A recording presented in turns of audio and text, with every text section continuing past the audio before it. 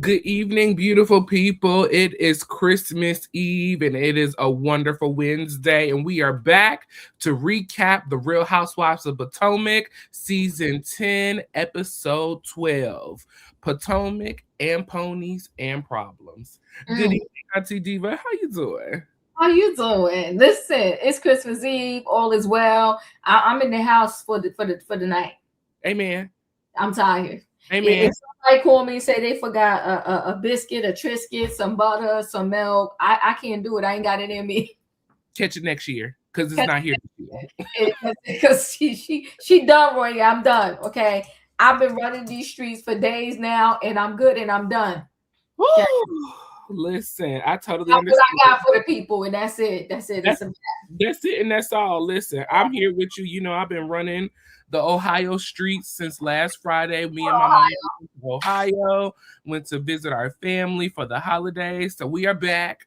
And like you said, Diva, if it ain't done, catch it next year, baby, because I'm through. I'm through. I'm done.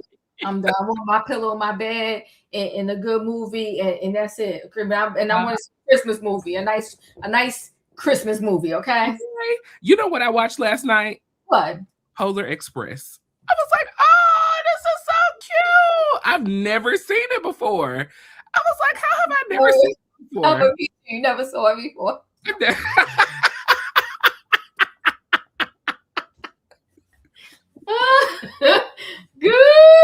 You know they have it. I think there's one in New York. They have Polar Express train rides. Okay. It's cute. It's cute. Okay. Yeah. You know, bring the kids, bring whoever. Yes, but they're cute. What's up? Yes, we went and seen the production of Scrooge. They did they have it's called Lockamedia in Dayton, Ohio, and so they serve dinner and then they have their musical production afterwards. So we seen Scrooge. It was an amazing production. How was the dinner?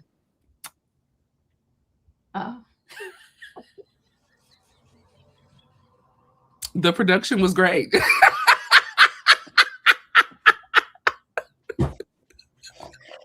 Oh God. Woo, child, don't start now. Don't start. The production was great. Boom. Okay, the production was good. Listen, we can't. I guess sometimes we can't have it all. All right. We can't have it all. Okay, that's what the people say.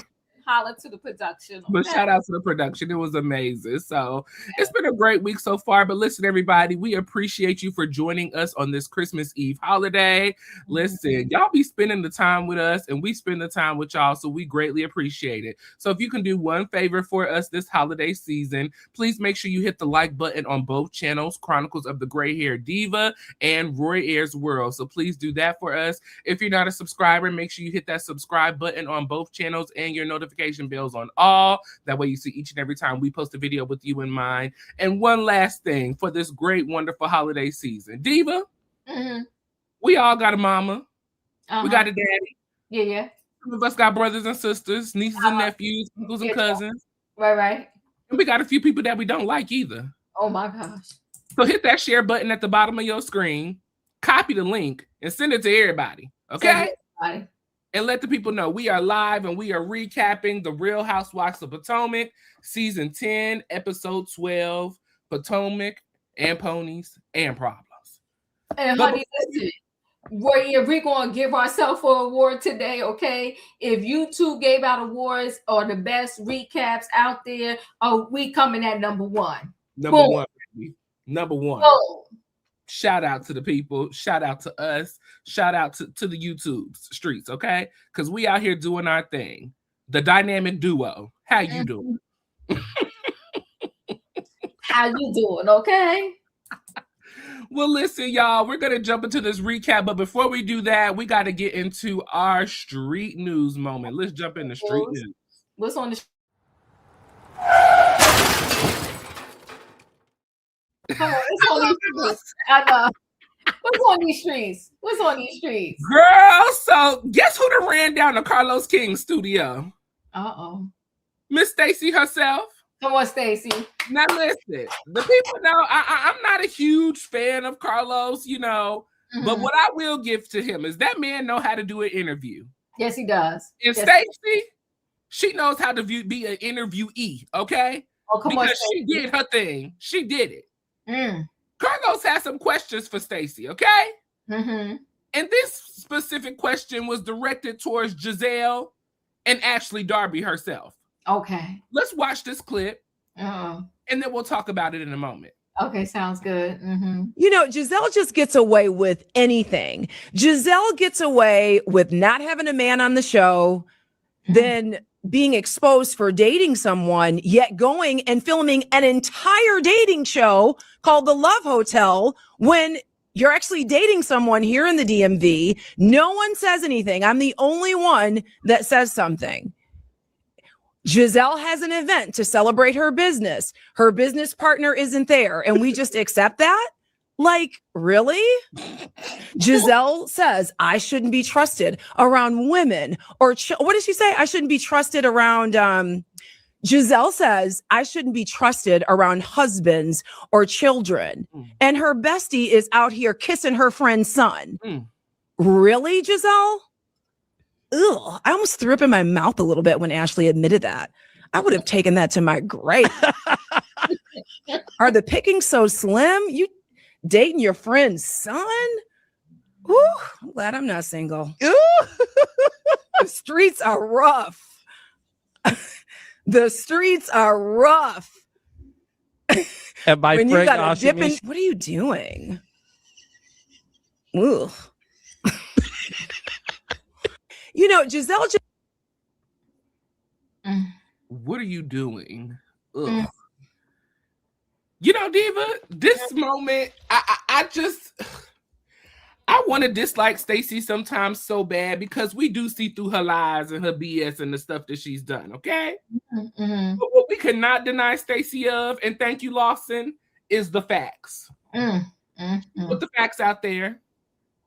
Giselle, you're dating someone and they ain't brought them on the show yet. And did Love Hotel knowing you was already, quote unquote, with someone in a situation, I'll say. Ashley, you out here kissing your friend's son, which I'm glad that Josh left you, because why would Josh want to be with something like this? Well, you broke up with Josh, whatever the case may be, but I'm glad that he's gone. And the way she did it was disgusting. Nasty. So nasty and so rude. So rude. Giselle, you told Stacey that she needs to stay away from husbands and children, but ain't said nothing about your bestie sleeping with your girl, Sharice's son. What are we doing? Why are you here? What have either of you brought to this show that is keeping you coming? I don't know. I mean, I will give Giselle, she know how to keep this pot stirred. Now, she does do that.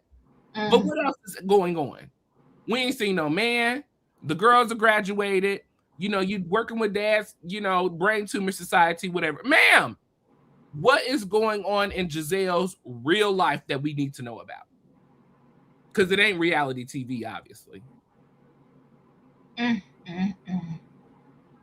Your thoughts? You know what? Stacey is that girl. Stacey is made for reality TV. You can't take that from her. No lies detected in her response. Jay let Giselle get away with everything, but they've been doing it for a while now, right? Back when the season when Monique left, and now she's back because it was discovered that it was a whole phony situation between her and her ex-husband Jamal Bryant, because Monique had the binder and the phone number. And Angie sat there and was like, is that his phone number? She had to go, yeah. Okay. So, you know, she's right. She's calling it out. But Stacey about to give them a run for their money. These girls are going to have to work from this moment forward on this show. And see, you know what? That's why they tried to break Stacey and get out of there. But Stacey let everything roll off her back. When she took on that trip and she didn't have her name on the robe and all that, Stacey said the robe was ugly anyway.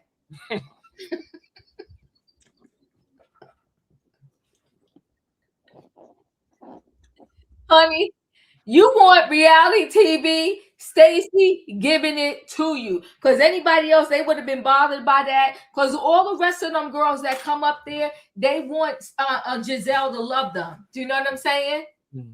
They want Giselle to love them. Well, Stacey ain't looking for no love from Giselle. She got all the love she need, okay? She says she glad she ain't single. because the streets is bad. Lawson said Royaire, her and Josh are still together. She said it on Watch What Happens Live. So she did the breakup for the scene. Well, that's disgusting. Well, then he's stupid. Then he, you know what? Whatever he get from Ashley, he get. Because there ain't no way you gonna play me on TV even for a scene and I'ma still be with you. Unless not like that. Unless he just getting him some because he just want to keep getting it from her, but he don't want nothing from her. But see, when you play games like that, that girl could end up pregnant. I wouldn't have nothing for her. The way she did him in that scene was deplorable. He's a fool if he's still with her. Well, maybe all the girls on Potomac is paying their boudoirs. Maybe everybody getting paid. Is it Giselle or is it Bravo? It's both. I'm 50 years old. It's both. It's both. Because even as Giselle, well, you know what? I'm gonna go back to one other thing Stacey said. She said, how you have a business party and your business partner not there? You know, it's like Dwight said, you got a fashion show with no fashion. How dreadful. How dreadful. You have millions of downloads with no business partner. Business partner not there. What are we doing? So yeah, I'm sorry, but Giselle and Ashley do is yeah, they do. They do. And I mean, it's the phoniness of it all. But you know what, though? Bravo paying for it. We watching it. I guess it is what it is. And ain't. Not a bit. She not Mel Brick. She not. What they say, Diva? Birds of a feather. Flock together. How you doing? Wow. Yeah. I mean, I'm going to go back and watch that full interview. I've seen bits and pieces of it. Stacey is that girl. Stacey is that girl. She knows how to not read. She knows how to read. Okay.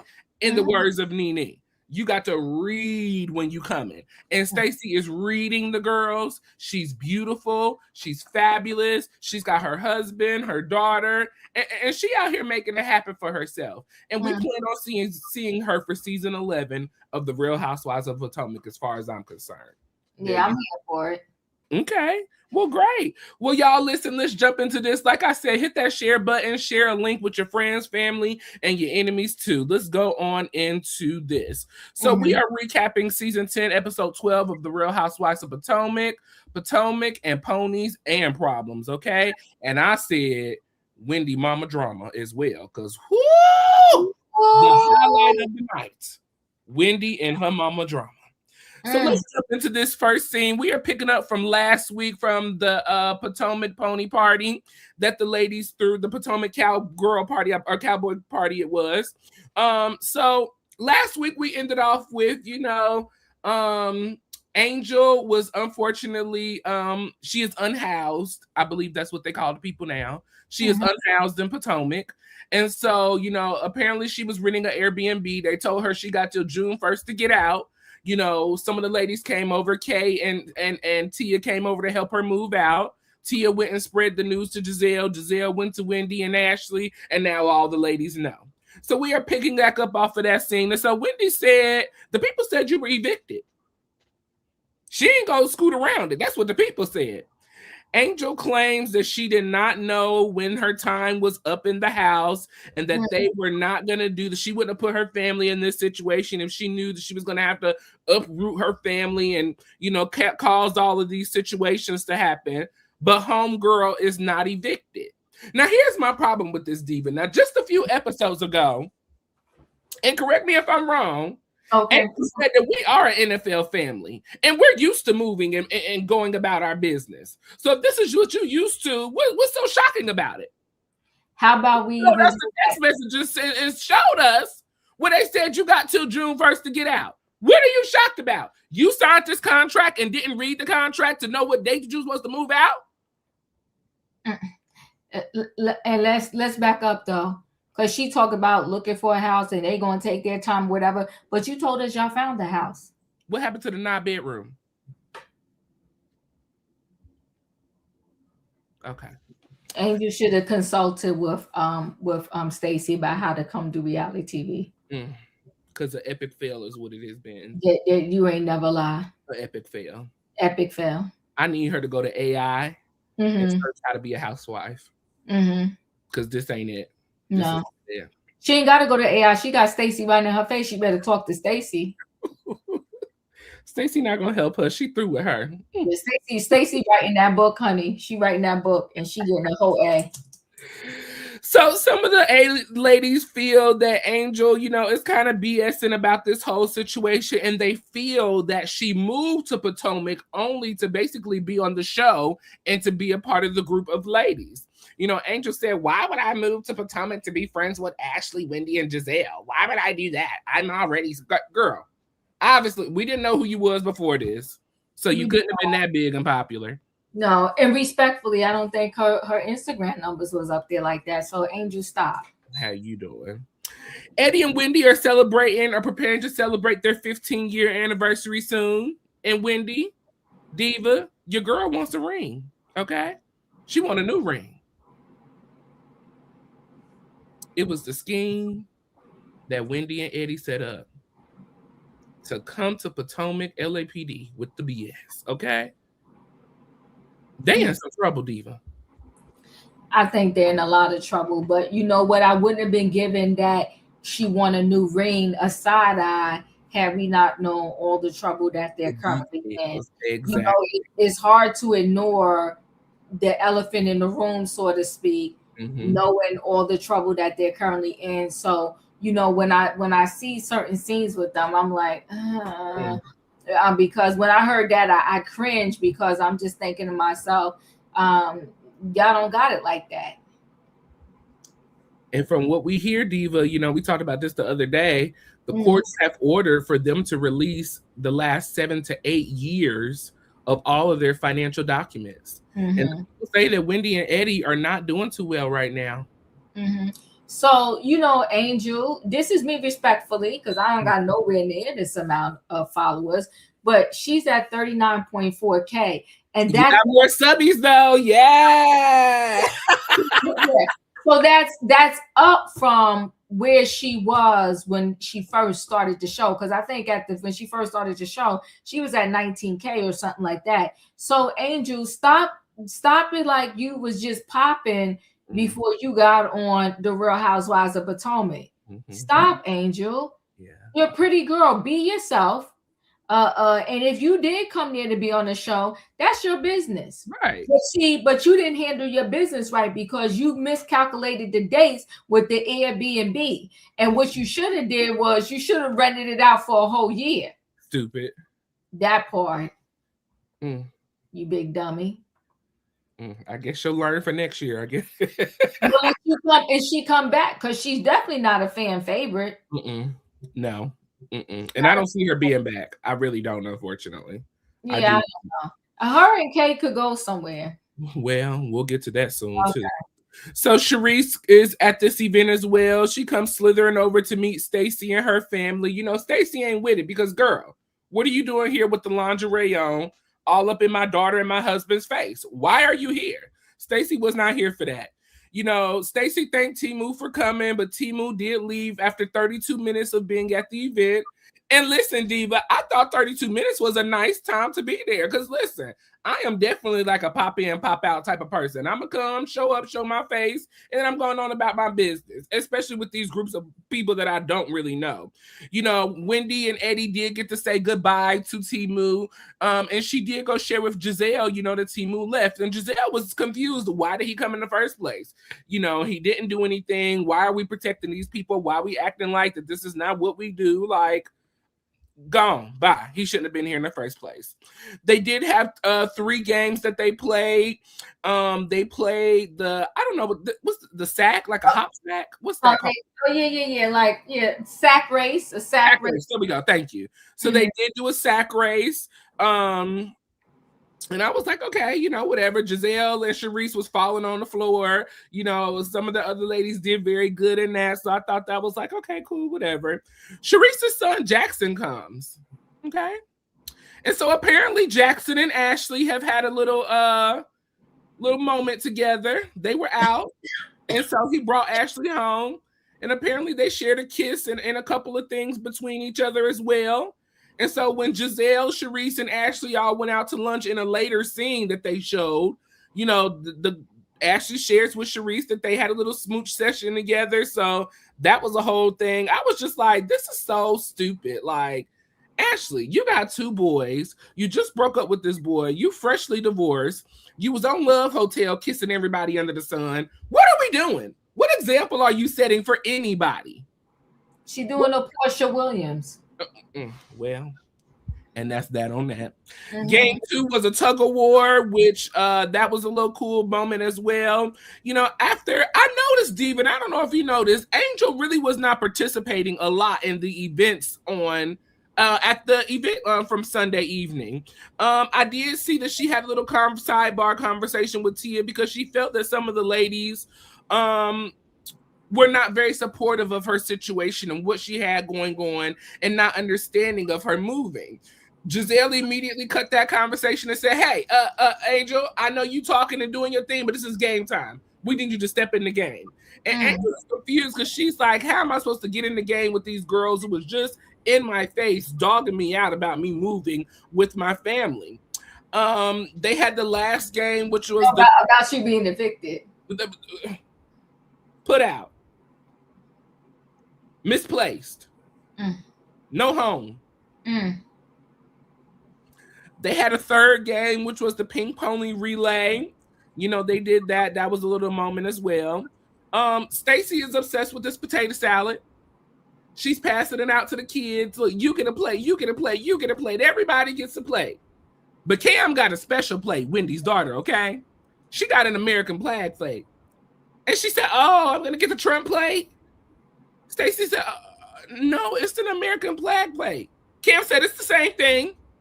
It's the same darn thing. I was like, these kids are hilarious. She a little messy. She grown. Like her mom. She grown. Cam is grown. Giselle asked Greg and Kay how they were doing. It's official. They're moving back in together. And Kay has lost her power. No ring. Name is not on the deed. Ain't getting nothing. Ain't losing nothing. So she back in the same boat she was at the beginning of last season. With a man who don't want her. The people, they acted like they liked Stacey's potato salad. That was a thing as well. And then Jackson and Ashley, they're standing around flirting in front of Sharice. She shares that they had a kiss. And so some of the group are a little weirded out about it. Like, you're kissing your friend's son? What's that about? Why is that a thing? It was a mess, Diva. It was a whole mess. Ashley can go away. She is complete trash. She don't have no respect for nobody, not even herself. And you got a little sister coming behind you who is already in a dysfunctional home situation. And then you're going to bring her into your dysfunction as well with all of the mess you got going on. Ashley need to get off this TV because I'm not here for it at all. So this Potomac and Ponies event, it is probably going to go down in history as one of the worst events known to be thrown, because I understand it was supposed to be a family event, but I think it could have been pulled together a little bit better. This is something I could do tomorrow. Tomorrow. And we're looking at the Real Housewives of Potomac. I'm gonna need them to step it up and just do a little bit better, okay? Even with the food presentation and all of that, it was just very below average, okay? And Giselle loves to talk about when other people throw things and how it goes down. Well, her and Wendy came together with that one, and it's just a hot, stinking mess. So, Angel, I'm talking to Angel about the move out and the eviction or the confusion or whatever. No, Angel, you are a smart girl. So don't sit here in our face talking about you don't know what happened. It was a mixed up. And she's giving us clues without saying it, because she said it was already booked. It was double booked or whatever. Rentals don't get double booked. But Airbnbs, they can, if you miscommunicate dates and all of that. It's like, no, we need you out because, honey, we got somebody else coming through and you got to go. So Angel would have just been better off telling the truth and to say, oh, I just came here to be around y'all. And then to try to tell her she's putting her stuff in storage because like they just going back to no. We know all of that stuff was on that truck right back to Colorado. Okay. Let's be clear. Of course, they have debt. They have 6 degrees between them, an $800,000 home. Don't believe they have $25 or 68 cents in their bank account like Ashley and Robin had. Like Ashley said, Robin had. Listen, let me be clear. I won't say, of course, they have debt. I'm not going to say that. There are people that have multiple degrees. Between them and their husband, live in beautiful homes, and they're not on TV. They go on vacations. Their kids go to nice schools, and they're not in severe debt. The way that the prosecutors are talking about Wendy and Eddie is like they almost got zero liquid cash. They're in extreme debt, credit card debt. We'll talk about it more when we get to their home, which is beautiful, by the way. But either way, all I could say is that they're in trouble. They've been on our TV fronting and stunting, and now it comes to smack them in the behind. But I'll get more about my diagnosis on when we get to that last scene with her mama. Okay. So Miss P said regarding Angel, we have to give a new housewife a second season. It's not fair to give them only one. I used to be in agreement with that prior to all of these seasons of Housewives. If you show up to Housewives at this point in the game and you not even bringing, Angel has brought nothing to the table. Nothing. She brought nothing. I can't justify a second season for her. I just can't. I can't. Yeah, Raheem said Angel doesn't need a second season. We gave Kay a second season, and look what happened. Yeah, wait. Lois says, I don't know, Diva. I'm going to hold out judgment. You know what the prosecution said about Diddy acting like he was with the kids. Yeah, but see, I know how to. Let me tell you something, Lawson. And if you've been following me, you know. I called the Diddy thing from the door, and everybody was ready to. They crashed out on me. They wilded out on me until everybody came on board. I have this unique thing where I could see stuff for what it is from the door, and I could understand things, and I could be impartial, even though people think I'm being partial to one side. This is insurance fraud, and the hard thing is, and I spoke to some people that I know that do insurance. The hard thing is, it's the intent.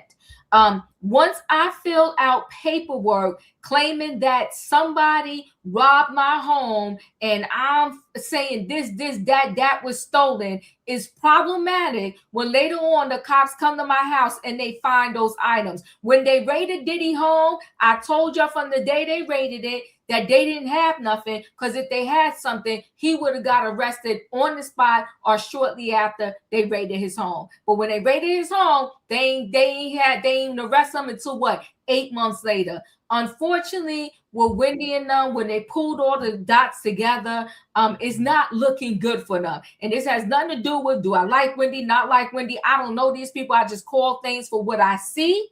Okay. And I'm actually feeling bad for Wendy and Eddie, but from what I see, it does not look good at all whatsoever. If I wrote on a piece of paper that my wedding ring was stolen and they come in my house and the wedding ring is there, problematic. If I say my wedding ring was stolen, but yet I got a picture on Instagram with the ring on my finger, that's problematic. Eddie is on recorded lies saying XYZ. This is problems all across the board. This ain't me jumping the conclusions of facts. This is me pulling the facts together and understanding that this don't look good. Okay. The renovations are beautiful, Raheem. We'll get to that when we get to that. So let me get back to this Potomac and Ponies event.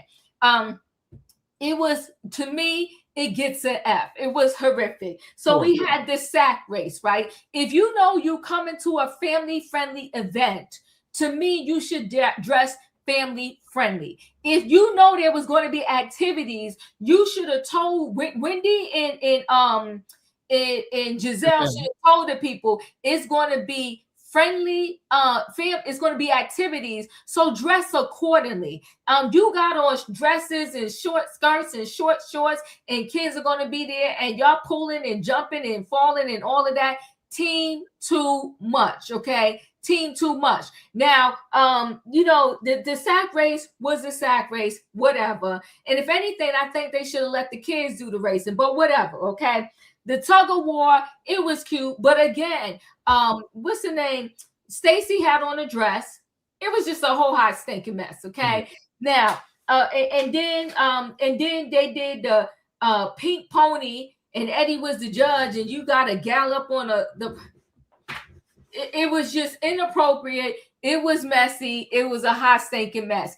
Angel stay in her feelings. And that's why Angel, I don't think, deserves the second chance with this Housewives thing. Because when you have the opportunity, I would say way back in the beginning, Royaire, you should give a second chance. You know why? Because it was new, okay? The whole thing was kind of new, and you didn't know. That's going to be. I'll get to that. The whole thing was new, and you didn't quite know how reality TV go. But reality TV has been around now for a good almost 20 years plus. You can go look at about 10 different reality shows to see the blueprint of it. So you needed to come through like Stacy did. Stacy did some studying. She got the blueprint down pat. She don't let none of the shenanigans get to her. And Angel, you missed the mark every single time. You made up with these girls, and then you go back crying to Kay, and then you come back and you mad at the same thing, and then you more mad at Wendy when Giselle, the one, told you was a catfish. So Angel, I don't want to see her. Stay in Colorado. Your beautiful family, a beautiful home in Colorado. You can't afford dual residence. And so either you ask Bravo to do a Real Housewives of Colorado, or you just can't. You can't come back to the Real Housewives of Potomac. We're done, okay? So that's all I got for Angel. Timo coming through. You know what I like about Timo? And Stacy know how to do her stuff. Mm-hmm. Stacy know how to slit a Timo in just enough so that she ain't getting no questions about him, because Robin couldn't do it. So Giselle, for you to talk about, why are we doing this? You did it for 29 seasons with your girl Robin, okay? Because we never saw what's his darn name? Juan. Never saw Juan Dixon ever. And Juan skipped about 13 reunions. So you want to talk about Timo? No, when Giselle was saying that, I was like, Giselle, go sit down somewhere, okay? Stacy got her man to come for 32 minutes, and I'm here for it, okay? And she was right. What are you doing over here, Sharice? And you got lingerie on. Go somewhere and sit down, okay? She said she let him say hi and bye to Eddie and Wendy, and said we're gonna get to know them later, okay? We don't have to go. Peace. Okay. He said, we're going to read. I'm looking forward to us all getting to know each other later. But Timo got to go. Timo literally shook Eddie's hand. She walked Timo to the door, gave him a kiss, and Timo was out. Deuces. And that's how you do it. Get the Stacy blueprint, honey, and you will live forever on these reality shows. She will not let a chick tell her how to run her situation with her man. Boom. And that's how we work that one. And that's how you work that. Now, this Ashley and Jackson, Ashley is deplorable. And let me tell you something. The event was a half step up on the right. It just a smidgen. Like a smidgen. Okay. And let me tell you something. This whole Ashley and Jackson thing, first of all, Sharice's son is gorgeous. He is handsome.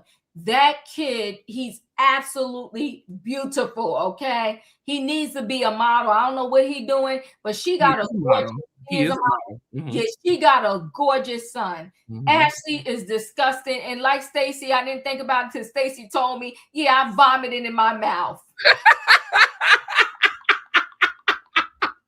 And Stacy is absolutely right. that is something you take to your grave. But because Ashley don't have a storyline, okay, she did it to herself. Is Jamal coming in my Karen's voice?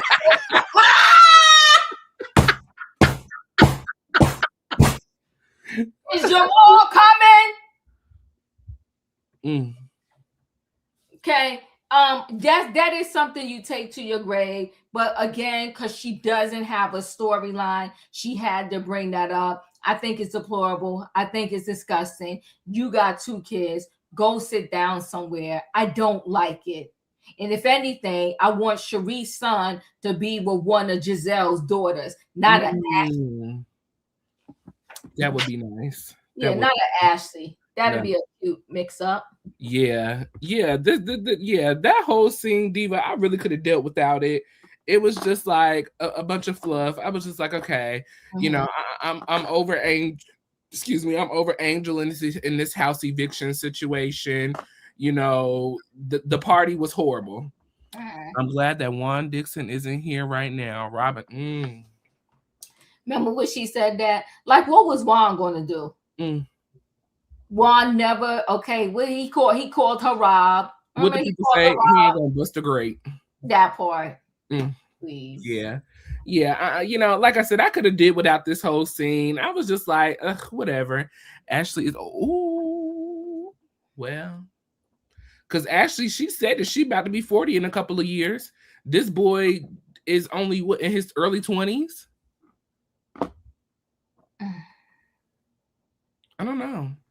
No, you broke up with a man because he don't have his money together. He don't have no kids. Eventually, one day he gonna want kids. You don't know if you want kids or not. I need you to pick a side and stay on it, Ashley. Figure out your life. But somebody said earlier in the comments that Ashley is turning into her mama, and I see it unfolding right before my eyes. Bad decision after bad decision when it comes to men. Depending on men to take care. Well, I guess she not too much like Ashley. She depending on men to take care of her. Her mama is taking care of men. So it was like whatever. Okay, it was what it was for me. So we have she like working 18-hour shifts.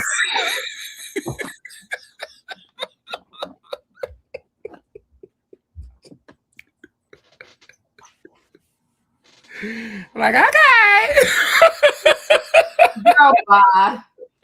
Go bye. Okay. Oh my goodness. Hilarious. So Tia's family chore chart. So we are up with Tia and her family. So those of you who've been following since the beginning of this season, you know, Tia and her husband Rob went outside to have a little conversation about the kids just stepping up more, doing more around the house, because they felt as parents that with working, parenting, and doing everything that they do, they didn't have enough time to really spread out all of the work, and the children needed to step up more.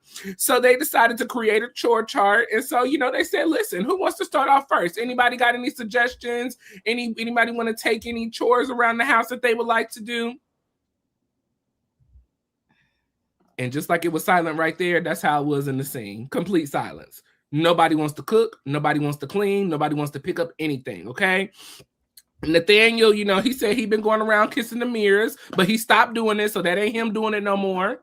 He said, you know, the kids just get their snacks, they eat them, they leave the Doritos on the counter, throw the paper on the floor. I guess the maid is supposed to come pick it up, but Tia says she ain't the maid. You know, they asked Tia in her confessionals, did you clean up behind yourself? And Tia said, we had people for that. You know, Tia also shares with us that in her latter teen years, she found out that she had a half brother and a half sister. Her sister's name is Amari, and she's coming to visit in town, you know, so they're going to get together so that they can spend some time together. Unfortunately, their dad has passed away, but their dad's passing is one of the things that brought them a little closer to each other, according to what has been said and according to what the scene was. So that was that moment. And then we have a moment with Stacey and Timu working out in Stacey's home. So I guess Timu is back in the home, kind of on and off with Stacey and Arabella. Arabella is next door at the neighbor's house. So, you know, they thought they'd have some quality time together. Timu said, well, let's get a workout in. So they got on the machines, they lifting. They squat. Well, Stacy's lifting, Stacy's squatting. She making all these noises and doing the most in the gym. And you know what? I will give this. Stacy is the extra girl, and she does extra very well. So I was here for it. I said, go Stacy, okay? They do still have separate homes, but they are cohabitating together. He is coming over.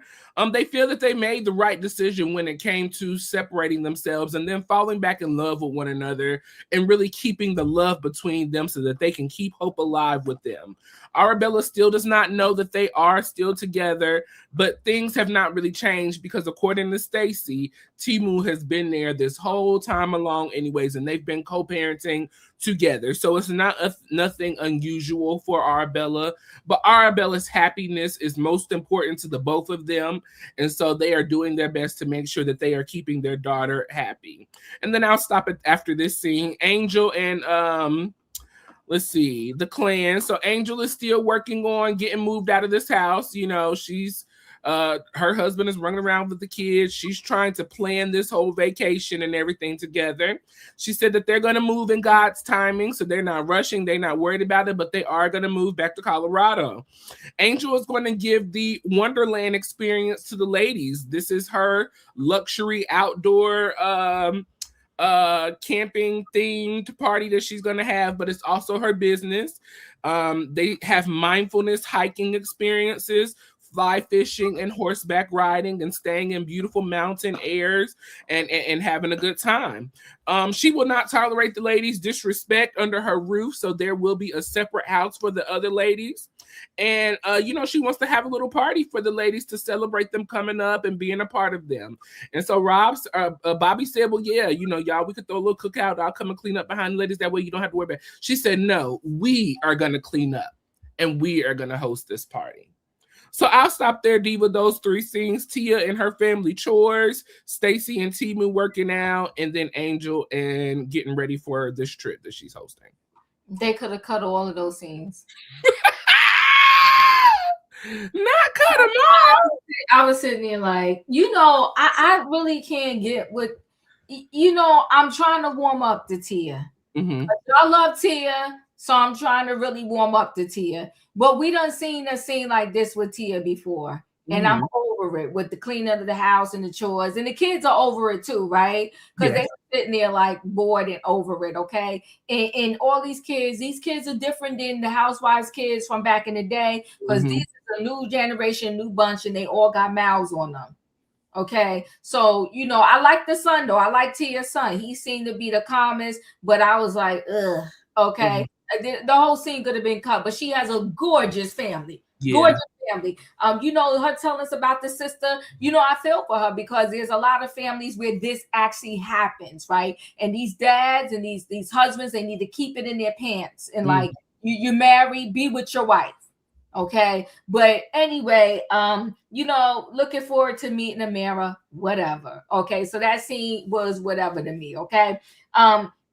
You know, Timo and Stacy, you know, I love Stacy, but she was doing the most with the noises. And Stacy is tiny, okay? And Timo don't want her to have no butt. He like her just like he wants her just like that, okay? So Timo wants her just like that. Yeah, the sister is beautiful. Tia's sister is beautiful. Tia is beautiful. Tia is beautiful.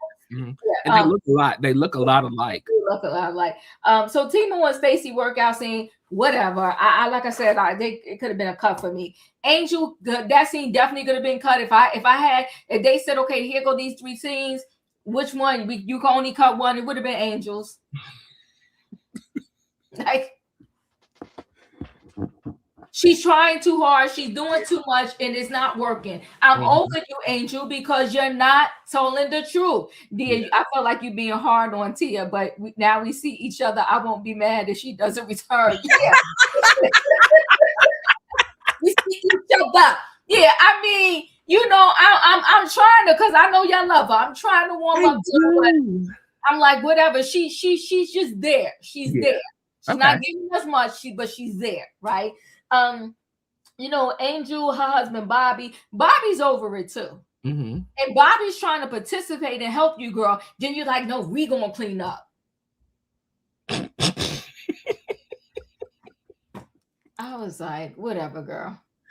Yeah, the scene with Tia and her family, this is what I take from that. You can tell that Tia's family is totally not into this filming thing. Like, they don't want to be a part. I also feel that, and this kind of ties into Married to Medicine as well a little bit from last week's episode, Diva.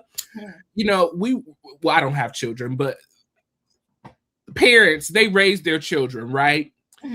And you think you're kind of doing, the right thing for the most part or whatever. And then as they get older, you just start seeing things that you kind of missed out on. Like, oh, maybe I should have started giving them chores at an early age. Oh, maybe I should have started teaching them financial. Don't get me started on that, because I'm going to get emotional.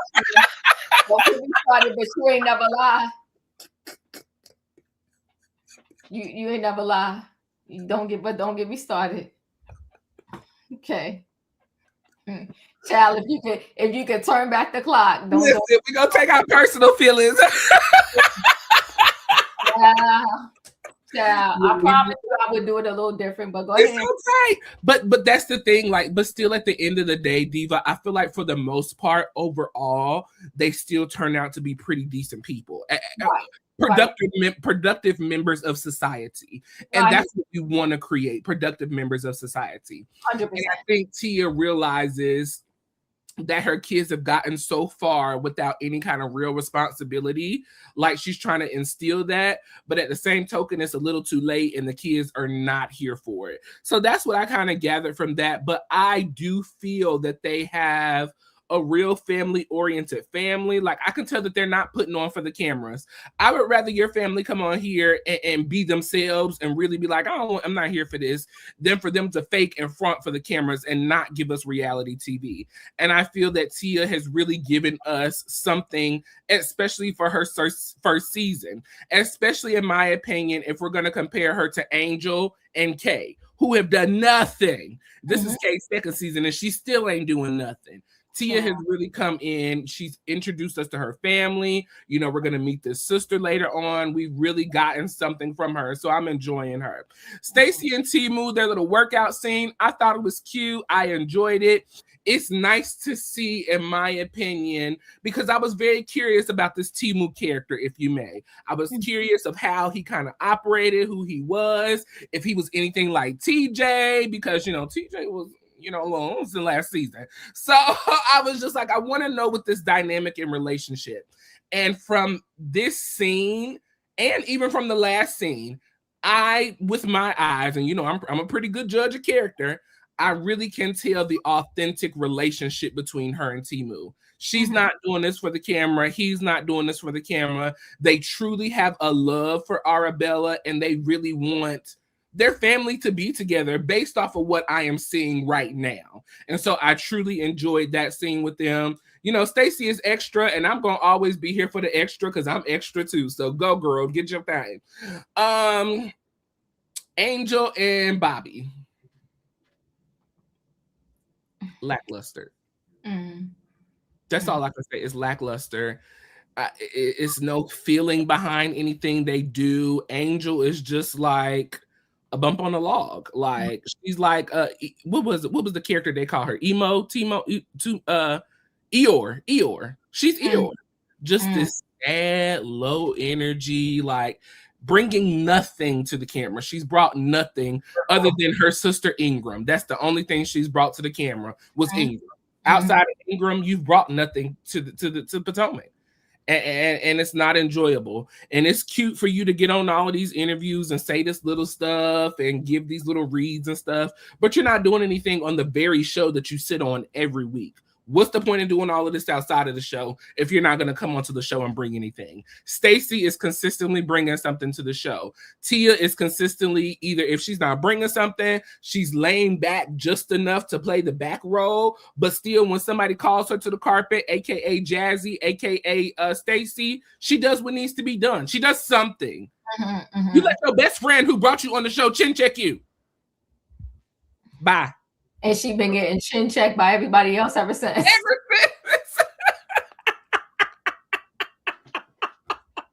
Funny. She been getting chin checked by everybody else ever since. Ever since. So it's just, I'm not feeling it. Her personality doesn't fit with this group. She's not engaging with the group. Like, she's not bringing anything. Angel's personality is dry. Her voice is dry. Not the hair is dry. Kick her off. Angel wants to be nice, but her personality isn't nice. She should have, yes, I believe that. She should lean into some more. I believe her personality is not nice either, Diva. I really do. And I feel like I said this earlier in the season. She's the mean girl. She is. And she's an undercover mean girl. She is. She's an undercover mean girl. She's the fat girl that really wasn't treated right and didn't get a lot of attention. And so now she's the mean girl who tries to use her meanness, even though she is beautiful, use her meanness and beauty to kind of win over people, if that makes sense. Mm-hmm. And she's not being herself. It is very obvious that she's not being herself on this camera, because you get in these confessionals, you talk about these girls, you read them down, but then in the scene, you don't do anything but cry all the damn time. Like, we don't want that. We don't need that. And it's just like, she's gorgeous. Gorgeous. Beautiful lady. She's smart. I watched the after show. She is so educated, Diva. She is so smart. She has a beautiful voice. She could bring so much more to this show. But I'm kind of rolling with the other girls. I feel like you set this house up to be here for the show, not realizing that it was still going to be running, and it just threw you all off. It messed you up. And we're seeing it fall out in real time. It's really happening. But if you got all this family out there, no family member would take you in.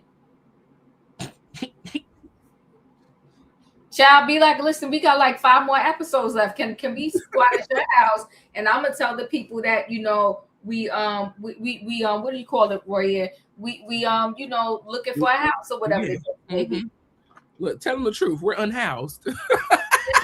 We're unhoused. That part.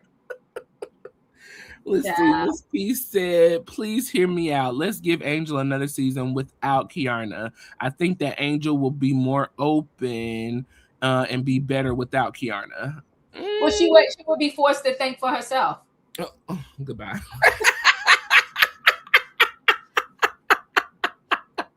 The people say, Osha Dreamer says she makes me depressed. And she does. She just brings a gloom over the scene every time. Like, every time. It's just, we had enough gloomy seasons prior to this. We don't need no gloom. We don't need that at all. We good. I'm good on Angel. Bye, Angel. Bye.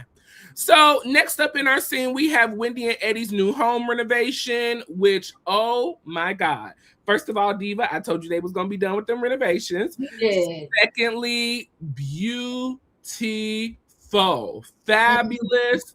The amount of money that they spent obviously was worth it because the house was laid out and gorgeous. So they did complete all of the first floor, Wendy shares with us.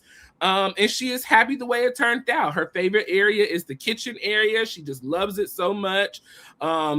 And so it was a 2-month process. She said it felt like it was 2 years, but it was only a 2-month process. And she's glad that all the renovations are done and completed. You know, Wendy and Eddie, they kind of chit-chatted. So she's talking about the next projects that she wants to work on. She either wants to do the basement or build a pool in the backyard. Well, guess what? They both agreed on building a pool in the backyard. So I guess they had to get ready for their next scheme to set up to come to us with the BS, okay? Because they need their pool redone. Wendy wants to contact her dad because, you know, she has not heard from her dad in over 20 years. Or seen her dad in over 20 years. She's heard from him very little. She traveled to Nigeria to go see her dad. He never showed up.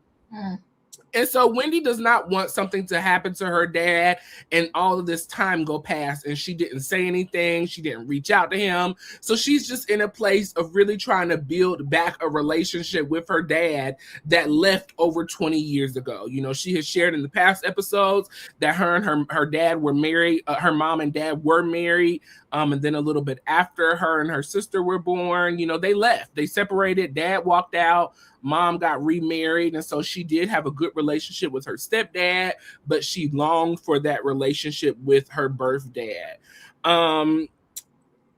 Let's see. Because she was so young, she really didn't understand what was going on between her parents, but she did feel the void and the loss of her dad once he left. So she does reach out to her dad. Her dad's name is Edwin. She calls over. And Diva, I don't know if the conversation was different because of cultural differences, or was I just feeling that Edwin did not really care about Wendy and didn't care to talk to her and didn't really, care about what she had to say. Were you getting that, or was it just me? No, I wasn't getting that. Okay.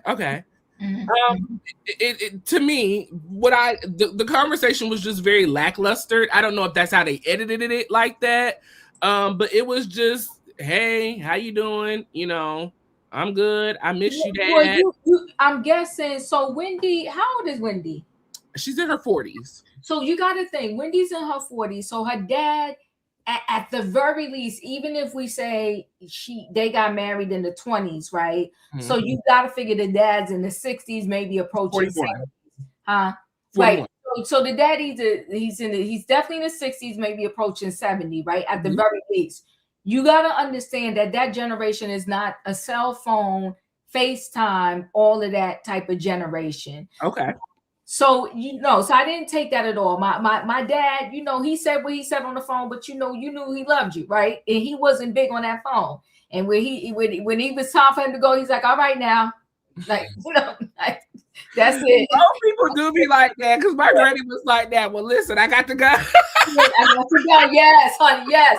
So when they're ready to get off that phone, they're ready to get off that phone. And then you got to understand that, of course, she had to tell him, this is, they trying to make it seem like it's random. But of course, she had to tell him we're filming. Okay, yeah. So that adds a lot of extra nerves onto it too. Yeah.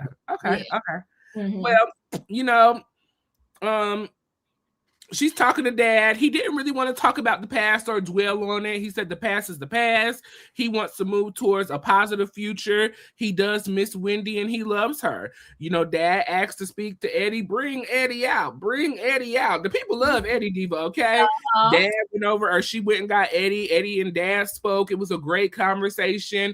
From my vantage point, I think Dad really likes Eddie, and Eddie seems to be very respectful and honorable of Dad as well. So it was a great conversation.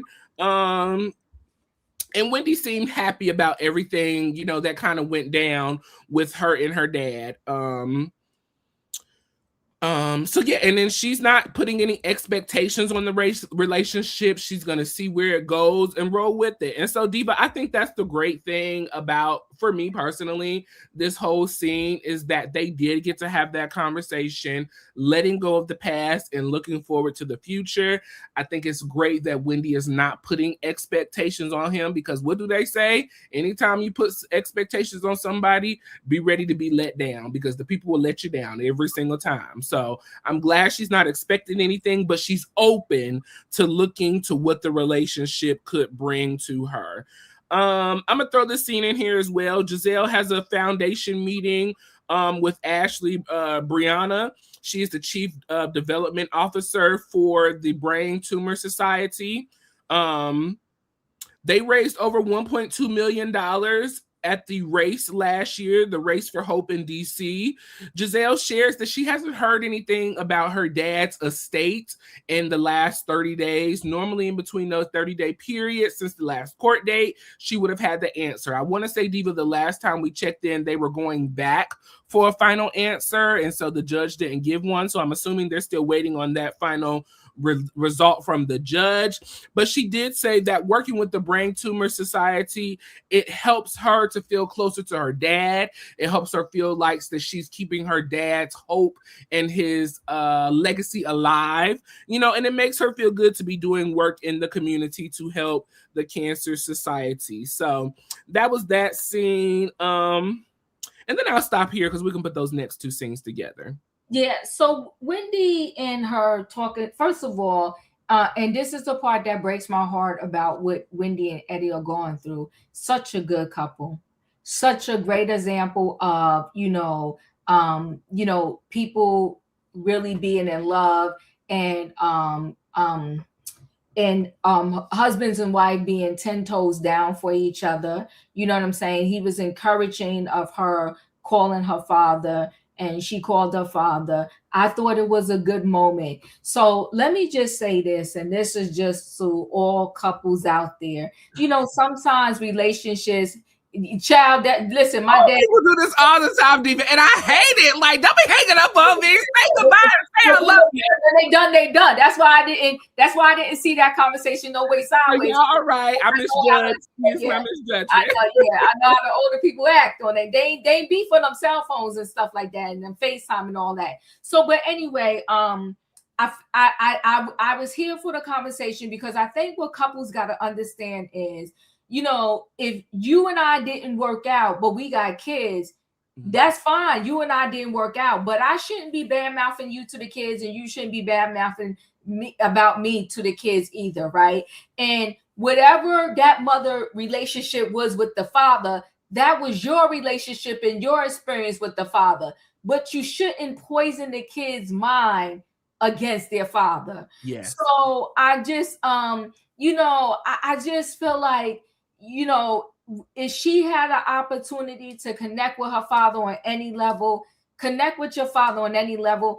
And if you truly are a believer, the Bible says, how many times should you forgive? It says 7 times 7 times 7 times 7 times 7. In other words, you keep forgiving over and over again. And to me, especially when it comes to your family. And as a woman, and even there's some bitter males out there, but as a woman, if your kid is 41, and you're still bitter what that father did back when you had him, when you need therapy.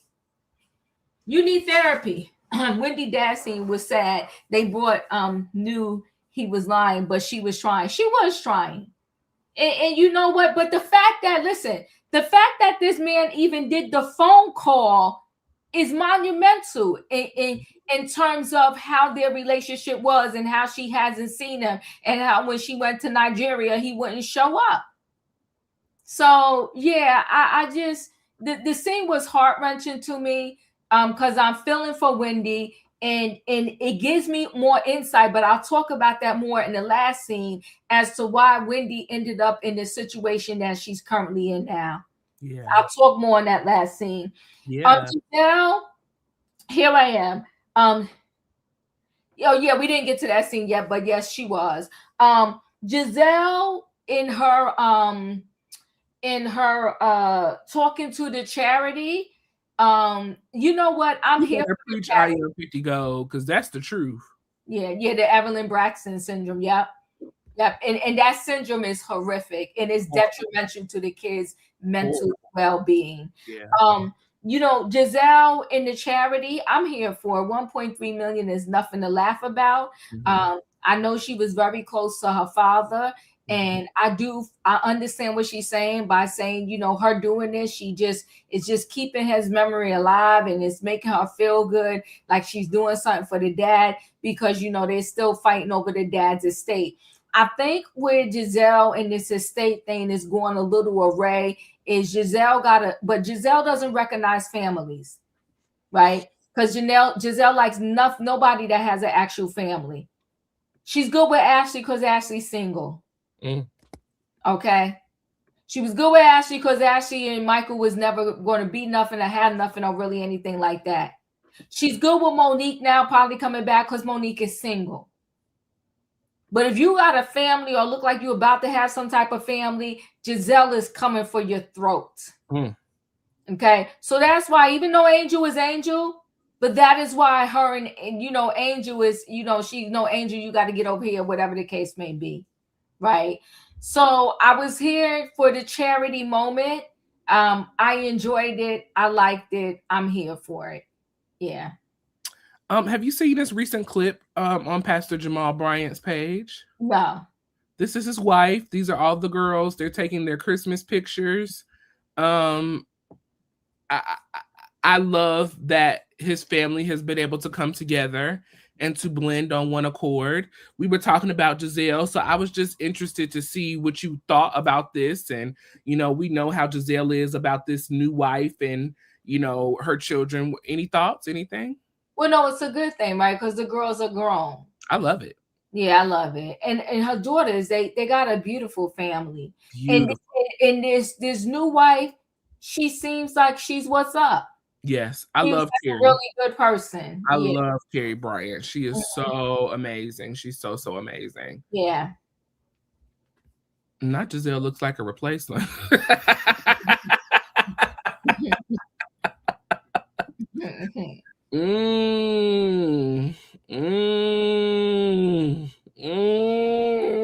Yeah, well, you know what, Lawson? That's a problem, right? It is. That's a problem. I agree with you.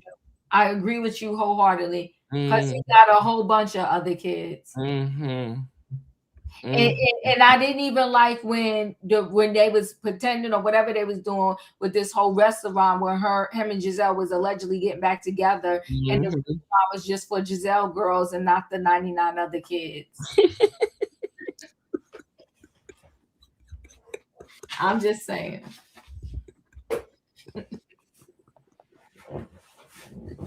Oh my God. Well, all righty, Jamal. We gonna move on.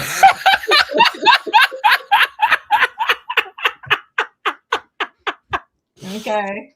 Yes, but Giselle, I think I really like Giselle working with this foundation. I think it gives her a human side. It allows us to see the humanity in her, a little bit of kindness, a little bit of just that specialness about her and her dad's relationship. We all know that she loved her dad. She was really close with her dad, and he was close with her girls as well. Dad always came down, supporting the girls, supporting Giselle, telling her the truth and shaming the devil. So I'm glad that she is keeping his legacy alive and that she's still fighting, to help not just him, but those who will unfortunately futurely be affected by brain tumors. So shout out to her, putting her name to good use in some kind of way.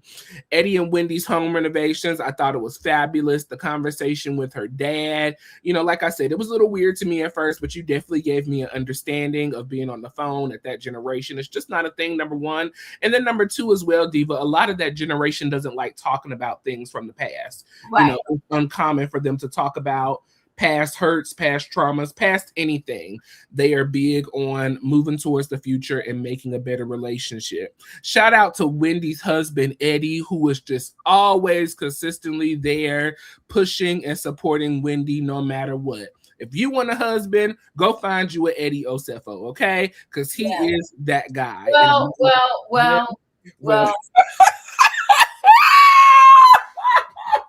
Well, remember, Eddie sent the email talking about, is there anything else we can add to make this up to 450,000? Well, listen, hopefully Eddie is going to be a good man like Apollo and take the downfall for Wendy like Phaedra, like he did for Phaedra. So we're going to count on, we're going to keep hope alive for him being a good man.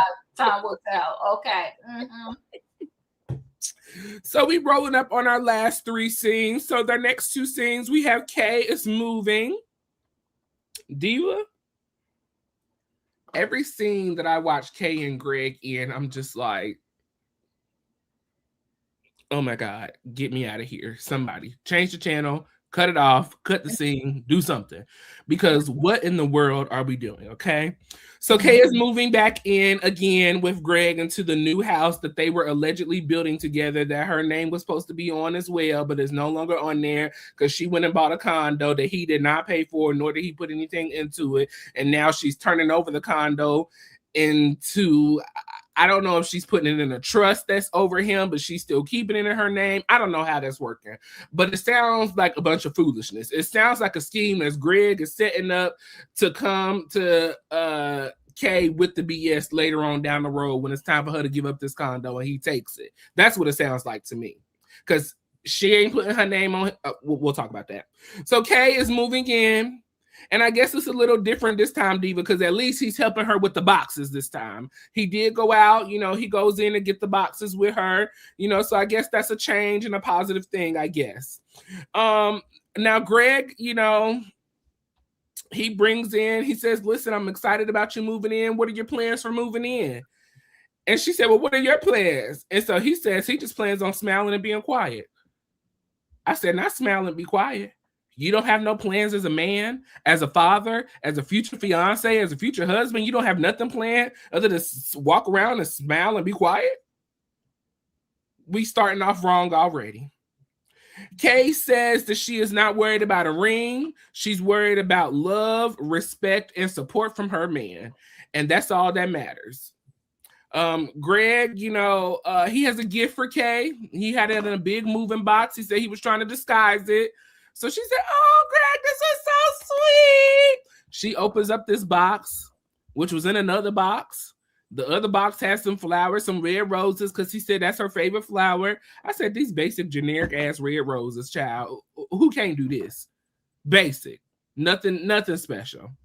Then she pulls out a bag out of the box.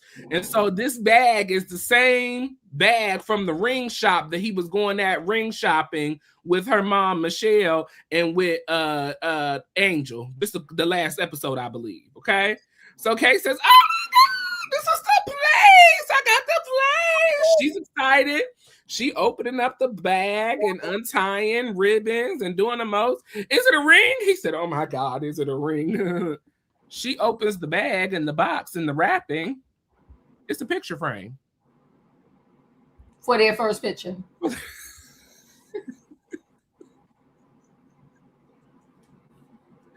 A picture frame for their first picture.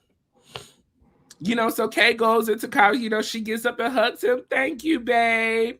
Then she gets in her confessionals and tries to convince us that she ain't worried about a ring, that this is her and Greg's love.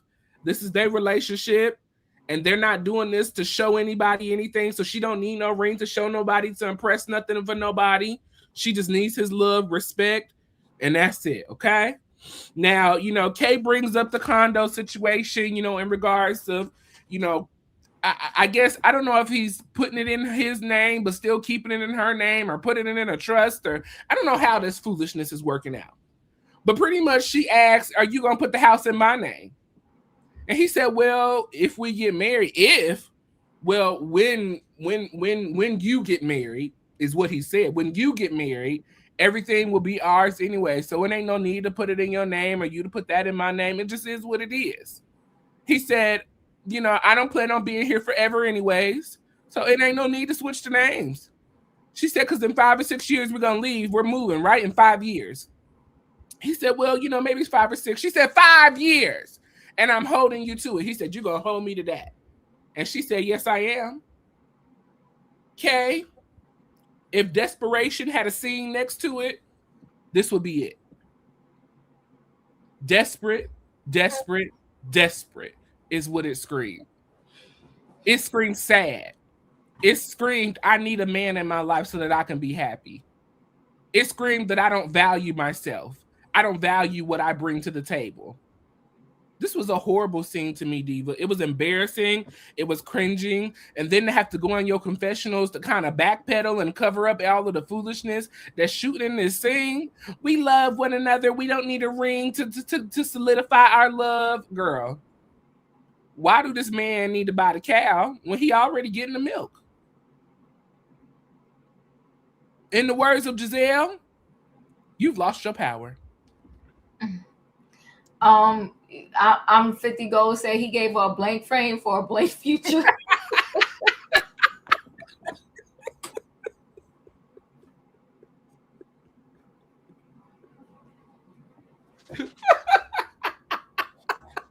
Oh God. Come on, blank for blank, period. How you doing? Come on, Greg and King must be buddies. They gotta be. Come on, the thirsty and wrestler. Child, listen. Kay will be single for another 5 years. Forever. Forever. Greg, no, he won't be around in 5 to 6 years. Because the sad thing is, the lies. And the sad thing, Diva, is if other people see this on TV, if y'all don't work out, others will see that this is what you tolerated and put up with, and they can do the same thing to you. She gonna be looking foolish for a long time by herself. And then I'll throw this scene in here as well. Tia and her sister, Amira, they go to lunch together. They catch up with each other. Tia, talks about, her and Amira, like I said earlier, they met in their teenage years. She did not get close with Amira until after the passing of her dad, because of course she was teen mom. So, mom wasn't really close to the daughter, or to this new child that was coming in, they did, her dad did cheat on her mom and have these two children within their relationship, you know, and so Tia just was not team Amira at all. The kids did meet Amira a few years ago, and so they still do remember her, so they seem to have had a nice little relationship or whatever. Amira lives in the capital of Nigeria, so she is visiting. Let's see. Like I said, Tia was resistant and missing meeting her because of her mom. Tia felt that, you know, her dad's passing pulled them closer together because, you know, they had to be there to help support or help in the passing of their dad so that they can have closure as well, the other two children. Amir remembers Tia calling her after their dad passed and said, you know, I want you to know that you're loved and we're here for you. We're going to get through this together. Tia's father, you know, Tia remembers that her dad did ask her to invite Amira to her wedding, and Tia did not do that because she felt like it was her day, you know, and she's considering her mother as well. And she doesn't want this girl there who you had by cheating on her mom. But now that she has grown and has matured more, she understands that her dad was just trying to get all of his children to be together in one place on one accord at one time. And, you know, Diva, this is such a real scene for me because so many people, unfortunately, experience this in real life where their parent has stepped out of the marriage, or, you know, their parent is with their parent and then another child pops up.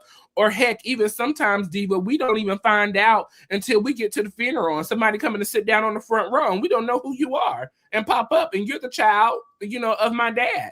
So this scene was very touching. It was very real to me. It was reality. And it's nice to see that Tia has the maturity to build a relationship with her sister and move forward outside of the mistakes that her father made. So I really enjoyed this scene as well. And I thought it was a nice little lesson for those people who do have outside siblings. Get to know them. Number one, you don't want to be sleeping with your siblings that you don't know about, number one. And number two, building that bond and connection. Though your parents made a mistake doesn't mean that y'all have to be the mistake of your parents, in my opinion. So I thought those two scenes were, or that scene was really, really nice. But anything on those two scenes? Yeah, Greg and Keiarna, he played her. He chin checked her. He chin checked her. Okay, because he gave her a box and then go and give her something that looked like it's from the jewelry shop and it's a picture frame. At the very least, he could have had a nice picture. They've been together long enough. Like, where's the picture? Nice picture in there with them in it. But you know what? Keiarna's here for it. It's giving me, when I really sat back and assessed this scene, I'm feeling like Keiarna doesn't have the money she claims she has. I feel like Greg has money, right? And I feel like he helped fund her condo.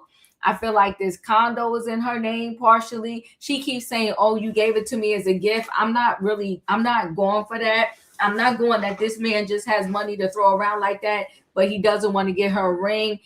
This whole situation is off, right? Her moving back in and her name was never on the house. Well, we knew that when you got kicked out. She said she moved out. I say she got kicked out. It is what it is, right? We knew, because you can't get kicked out of something that you help, pay for and buy into. You can't get kicked out of something that you didn't even move into, because the house wasn't even done last season when they was. But you know what? It was full of it. So now you come in and you move back in. You talking about, oh, he helping with the boxes this time, girl. When somebody show you who they are, believe it. And listen, he let her know. But you know what though? I got to give it to Greg. He not lying to her. He let her know straight up on the camera. Same thing happened to Todd. Signed the prenup on the camera. He let her know on the camera that he will never, there's no need to ever put this house in your name. And she had to remind him, my life, my man, my condo, and my picture frame. My life, my man, my condo, my picture frame. Now, listen. At the end of the day, this scene was very cringe. I felt for her, but you know what? If this is what your mother told you, don't do it. If you ain't listening to your mother, you definitely ain't gonna listen to the Diva. So have fun, Kay. But this man is not going to marry you at all. He's not. Mm-mm. And he let you know that house there will never be a need to put your name on that house. Never. He was like, nah, don't You ain't going on the deed, girl, so give it up. Your name is not going on the deed.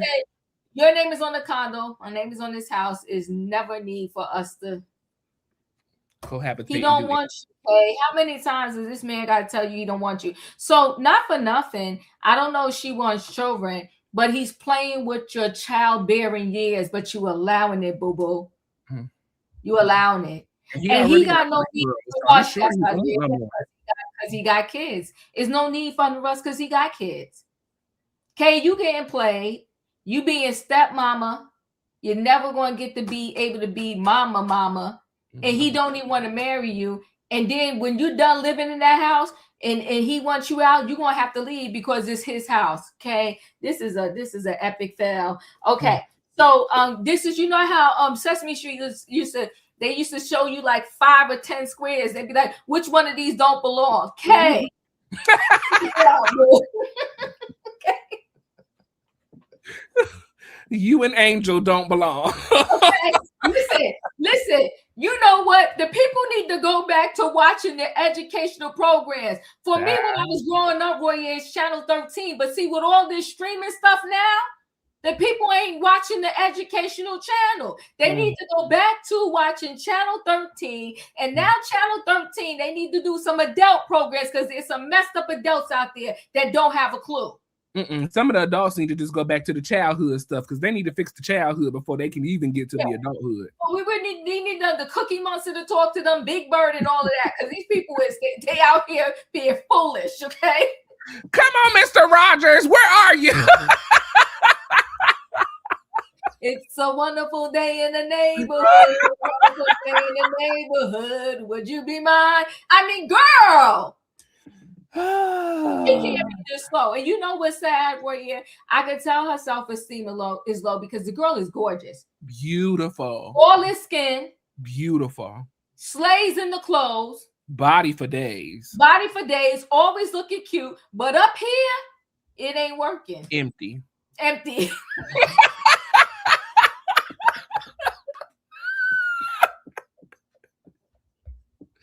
The mall is open, but ain't nobody shopping. The elevator ain't going to the top floor. All the issues. Yeah. So the mall's open, but all the stores seem to be closed. Child. Even when, just to step back for a minute, even when she talked about her girl Angel, she didn't even know what to say about Angel getting kicked out and not understanding when the lease was up, when it wasn't up, if she's in an Airbnb or a rental. Girl. And me and Angel been friends for 20 years. Yeah, I believe that. Y'all sure have. Y'all both are dumb. Dumb and dumber. Okay. So Tia and I Half Sister was a great scene. What I really loved about it is, come on, Lawson, PBS. Come on, PBS. Bring it back. We need to come back, PBS, because the people out here lost. Now, Tia and a Half Sister, I'll be quick with this. I thought it was a great scene. And I love the way the sister told her, like, when the dad died, she said, you are loved. Because, see, the problem with what Amara was, Tia and her family had the dad in the house. Yeah, come on, not follow the yellow brick road. You ain't had to do that. Not if only I had a brain. My kid got to follow the yellow brick road. If I only had a brain. Listen, don't do that because I love that. I love the Wizard of Oz. Listen, 10 and a half sister, beautiful scene. Beautiful scene.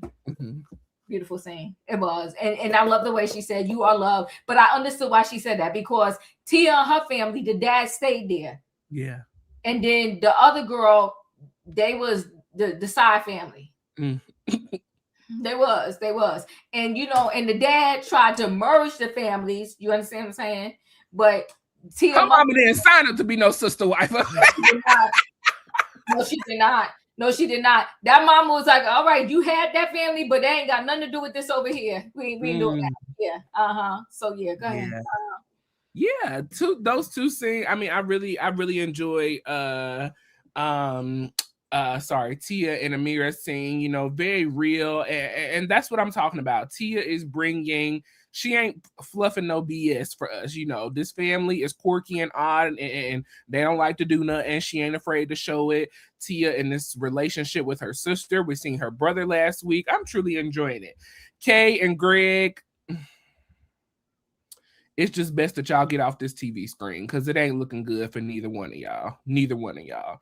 You're looking like the man that has no respect for a woman, you know, who don't care, you know, what she got going on. And Kay, you just looking like the girl that's gonna let a man walk all over you and step all over you for the rest of your life. So the best of luck to the both of them, Carrie and Mr. Biggs. Her name was Carrie and what was that? Sex and the City. Is that right? Sex and the City? Mm-hmm. So, our last scene of the night, Diva. Wendy and Mama Drama. Diva, this scene, it was a lot to watch because so much happened. Mm-hmm. So many feelings and emotions were involved. And for me personally, I was able to sympathize with everybody's side of the situation. I understand what you're saying. I can have sympathy, but I was not a fan of the behavior that happened. I was not a fan of the behavior, specifically from Mama Susan.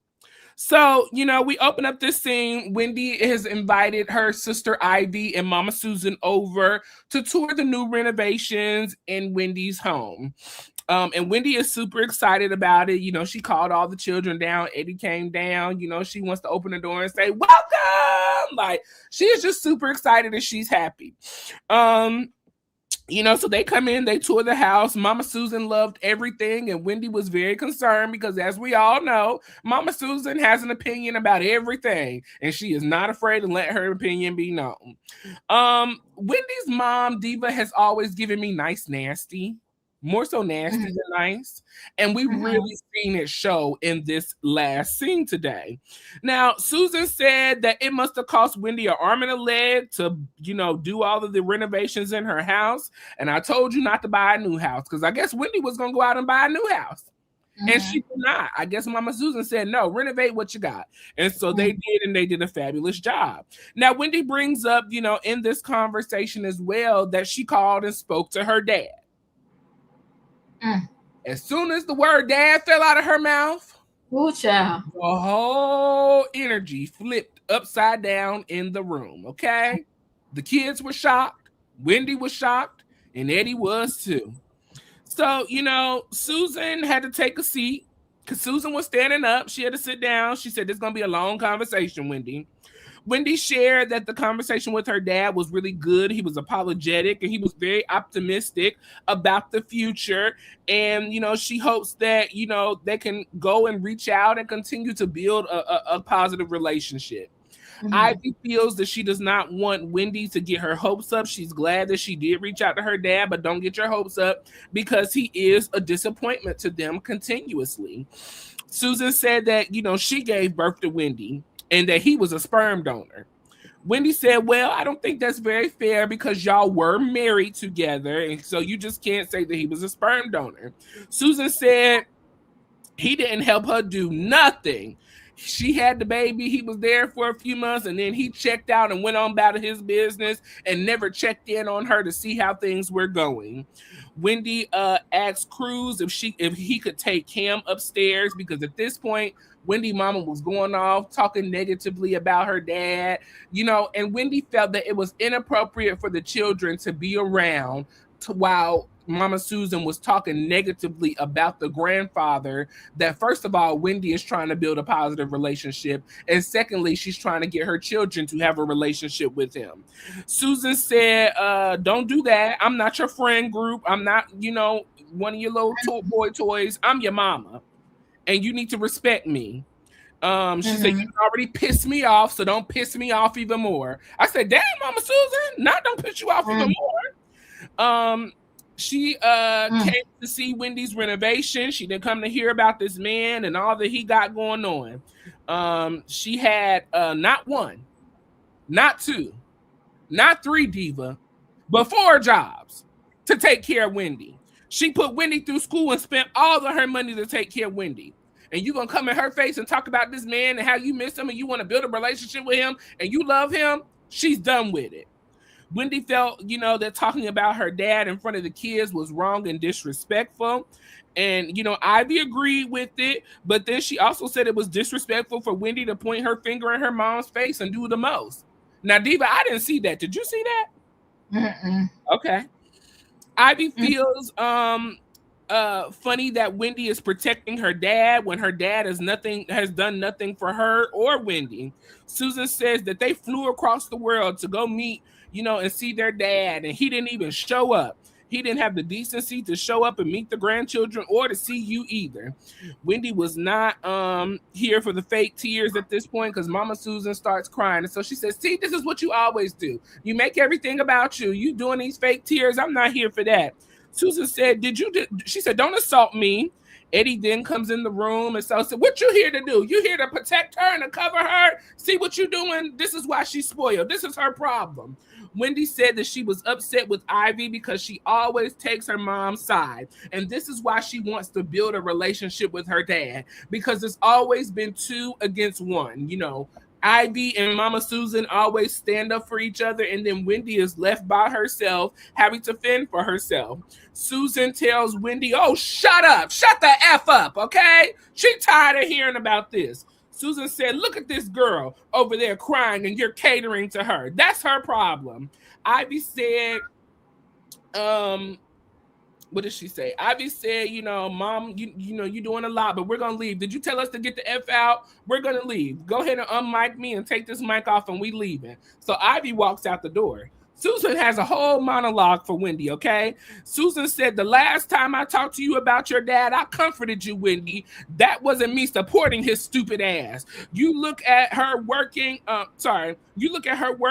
those jobs, and she quit her job to come and take care of Wendy's kids, and this is the thanks that she gets. She's upset, and she said, you want to go there and be there for your dad? Well, you go kiss his butt. How about that? And so she gets up and walks out. Wendy said that she's used to this. If they're not on the band, if she's not on the bandwagon with dragging her dad, it's a problem, and they turn against Wendy, and that's why she yearns for a relationship with her dad. Because her mom and sister always stand up against her. And she said nobody's here for her. But Eddie said, well, I'm here with you, baby, and I'm here for you. Shout out to you, okay? This is what a husband does. He comes and comforts his wife. And he didn't argue with the ladies. He didn't cuss them out. Not the Holy Ghost fire lady cussing. Because that's what she's supposed to be, the Holy Ghost fire mama. I said, shame on Mama Susan. Shame on you. To get up in this house, Wendy just wanted to show you her renovations. She wanted to share that she is talking to her dad. What mom, Diva, and this is a little problematic for me, and I don't have children, and, I'm never going to be a woman, so I can't understand this, but what mother is going to have an issue with their child trying to build a relationship with their father, no matter how he treated you? It's not about you. This is about Wendy getting to know her dad and building some type of relationship to be in relationship with him, to hopefully introduce her children to him so that he can make up for the lost time of the years that he chose not to be there. Granted, he chose not to be there, but here's now an opportunity that your daughter is trying to reach out to him so that she can build that bond, and you're basically cussed your daughter out for trying to be with her dad, to be in support of her dad and in support of a relationship between the two of them, and then for the sister to sit over here and to back mom. It was ridiculous to be cussing and fussing in front of the children, to talk badly about any parent. It was horrible. Mama Sue once went completely off. Happy holidays, Royaire and Miss Diva. Yes, she did. And it was totally unnecessary. Wendy just wants to build a positive relationship with her dad. And I see why, because look at the relationship with you. This is horrible. This is how you talk to your daughter, who's taking care of you, who's giving you an allowance every month, who's paying for your surgeries. This is how you talk to her? Granted, you did lay the foundation for Wendy, but that never gives you the right to disrespect her. It was out of pocket, out of line. It was disgusting, Diva, and it was unpleasant to watch. I didn't like it one bit. And I felt bad for Wendy, number one, but also I understand why Wendy also has issues with women, because she can't get along with her mama and her sister because of their foolishness. This scene was so disheartening and sad to me. Let me see what Linda's saying. I'm on mother's side. She have a relationship with her father. She have to see what her dad really, I should not discuss her dad when her mother is visiting. This scene was very disheartening to me. It was. And like you said, I saw all angles of it, but I'm leaning more towards Wendy because the mom is the mom, right? And I feel like, okay, I get it, mom. You stepped up, but you had these kids. You gotta step up, right? And I'm gonna get to that too. They were literally just in Nigeria a few months early, and the man was a no-show. So his neglectful actions aren't really a thing of the past. Yeah. So here's the deal. As the mom, and your daughter wants to have a relationship with her father, I would say, you know what? I would just tell her, you know what? She would have told me, I spoke to dad. I would have been like, I'm happy for you. And I hope, he continues to be whatever in your life. That's how I would have did that. Right. But the mother is still bitter, and her anger and conversation is really coming from a place of bitterness versus love, right? Because if the mother was healed, there would be no need to say, I worked 3 jobs to put you through school. Wendy already knows that. I was the one that was there for you. Wendy already knows that.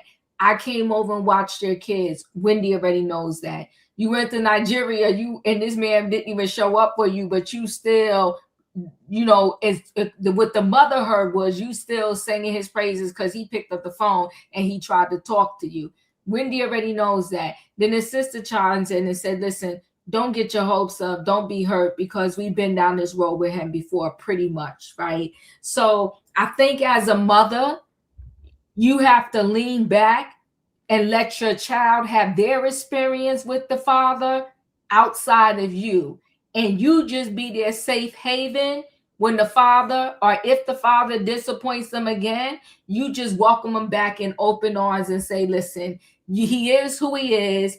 If you want to be in this man's life, you're going to have to accept him for who he is, so you stop getting hurt by what you want him to be, because he can't be what you want him to be. He can only be who he is. Correct. And as the mother, I feel like she needs to mature up and give Wendy that advice, instead of taking it as, Wendy, how dare you want to praise this man when I was the one that has been here for you, so forth and so on. Do I think Wendy was wrong when she turned to her husband and said, I just want them to get the F out? When his sister heard that, she said, oh, you want us to get the F out your house and we out.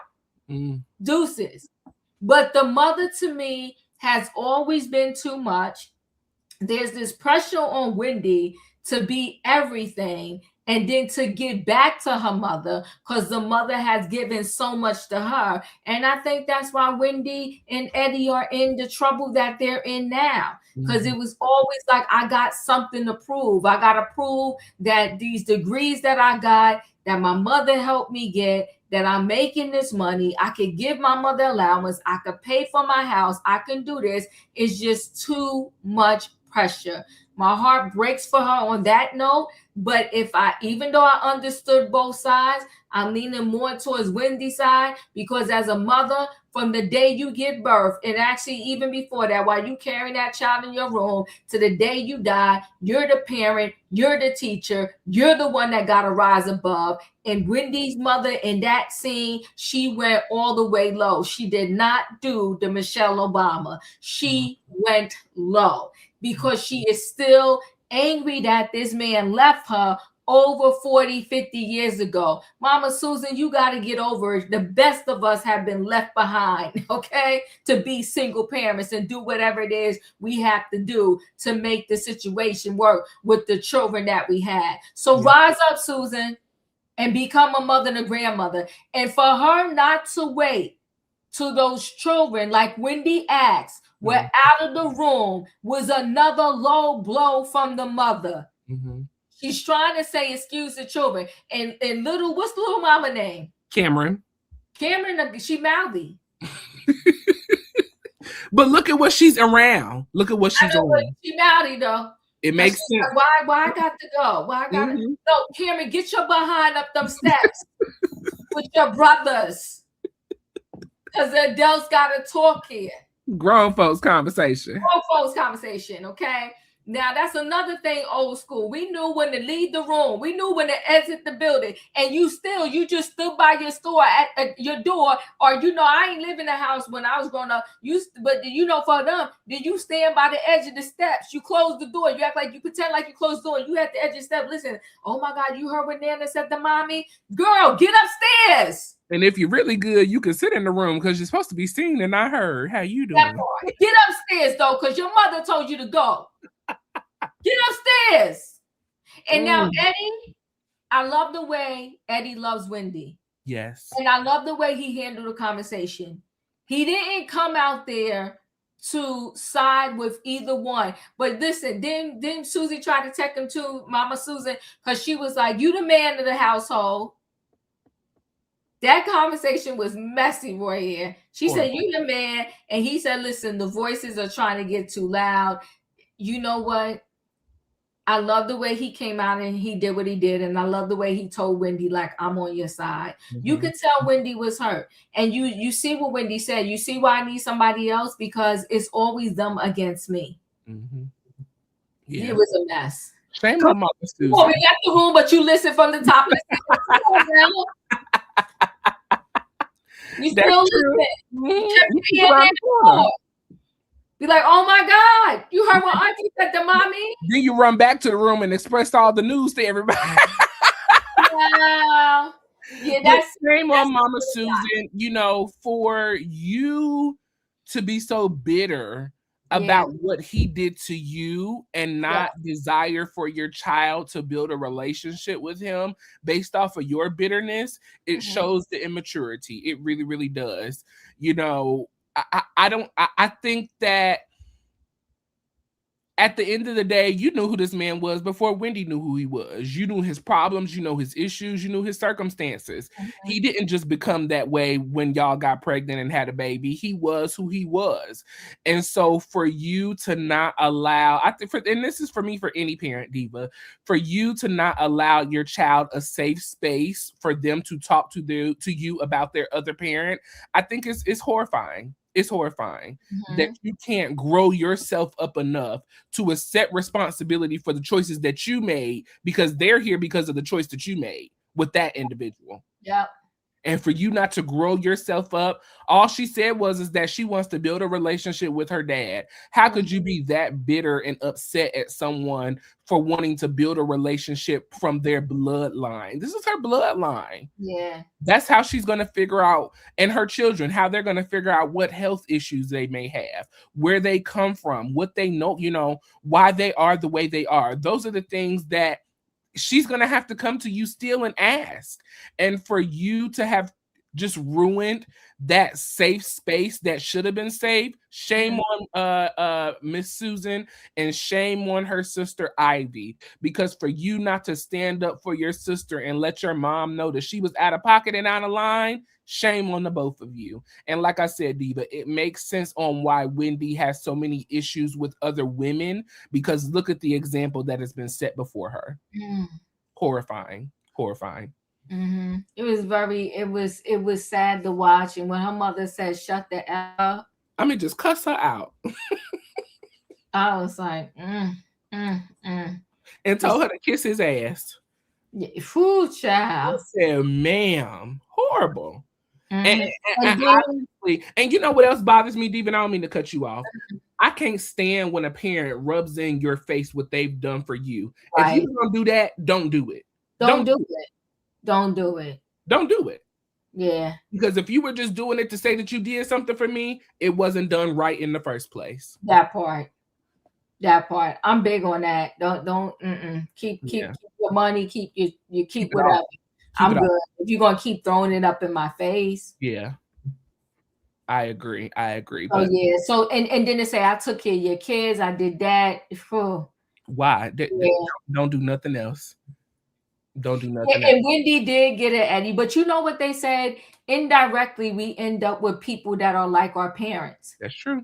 They say that all the time. We end up. Yarla says it all the time. We marry who our parents, who either who our parents were, or who we wanted them to be, or who we didn't want them to be. Yeah, it's messy. So he did look like an older Eddie. He looked like, remember, isn't it Eddie Levert, like the singers, and he kind of reminded me of that too. Listen, the fact that her father, like I said, spoke to her and was willing to do a FaceTime with her and didn't ask for Eddie. And I bet you, listen, nobody should be kept away, but a lot of times a father is kept away from their children because they don't want to deal with the mother. If that mother has that energy, just hearing that man's name, could you imagine if he would have tried to come around to see Wendy and the mother probably was giving him all kind of smoke and heat. It's just sad. And the mother did remarry, right? Because remember, Wendy says she looked at her stepfather like her father. Well, the mother needs another man in her life because, like 50 Gold said, it's the Evelyn Braxton syndrome, and that's a terrible syndrome to have. And I wouldn't want that in my life. She don't need another man in her life. She needs some therapy in her life. That's what she needs. I in Royaire, 10 toes down, you are 100% correct. 100% correct. Yeah. But I ain't fooling with it. I ain't here with it. You know what I'm saying? Yeah. It was a rough scene, but it was the best scene of the night. I truly enjoyed it, you know, and it was real. It was raw. These are real family issues that people have. We see moms all the time, like we said, Miss Braxton. We see moms all the time who are bitter, mad, and upset about what the husband or the dad did, and then they don't want the children to be close to the dad, or they don't want them to talk about him. I mean, it's a very weird dynamic. But I am truly glad, Diva, that we are getting back to reality TV on these reality shows. We spent so many years, especially on Potomac, dealing with just BS, a bunch of nothing. But we are really pulling back into the actual reality of it, and I enjoyed this episode. So that was the end of our recap of Potomac and Ponies and Problems, Season 10, Episode 12. At the end of every recap, we like to get your thoughts and opinions. So on a scale of 1 to 10, give us your rating for Episode 12, 1 being the worst, 10 being the best. Please give your ratings down below, and then we'll go over that in just a moment. Auntie, your final thoughts on this episode and your rating?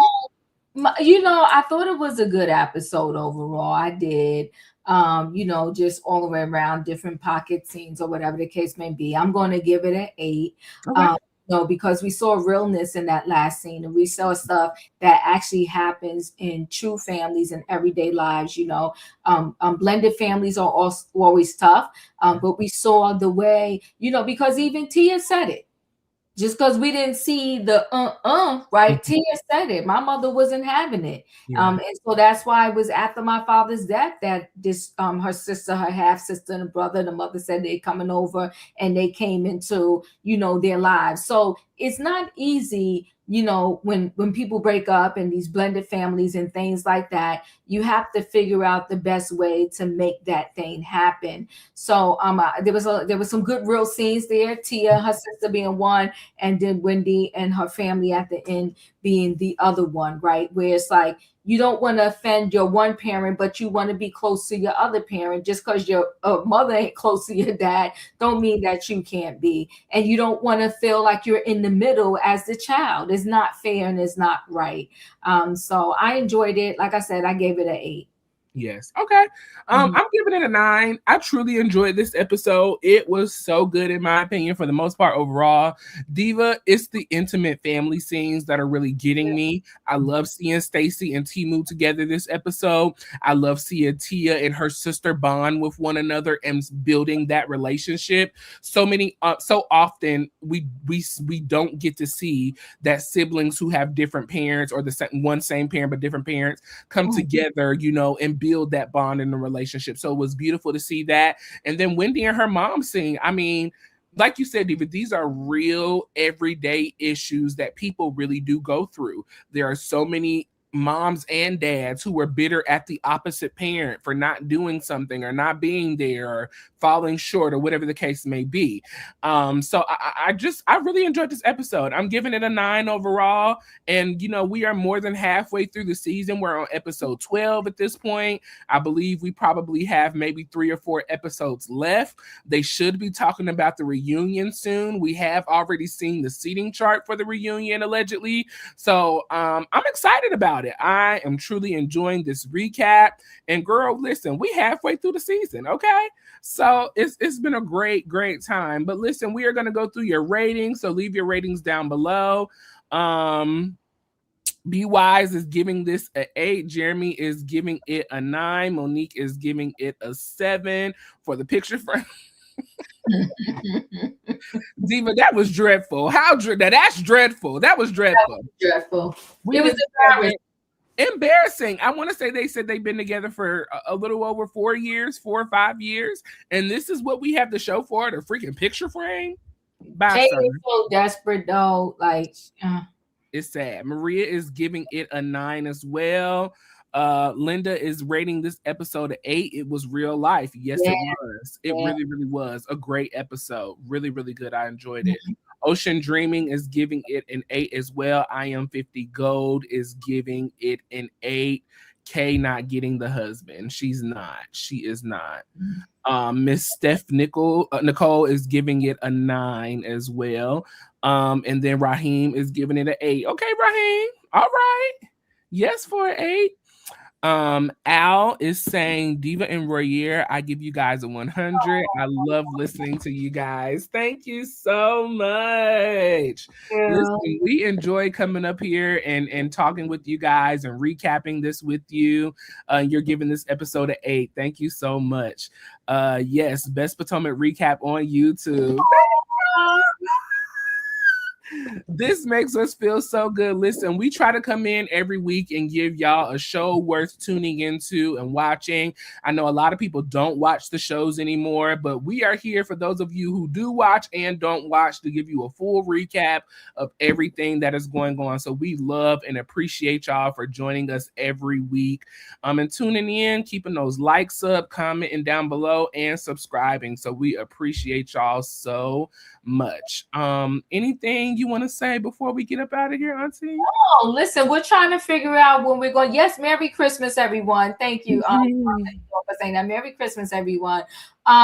You know, we're gonna let y'all know when we're coming back to do Married to Medicine, because that was another good episode this week. So good. The people are really giving us a reality TV this season.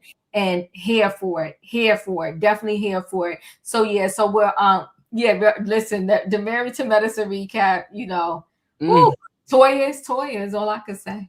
Baby. Toya. She do what she do, Royaire. She do what she do.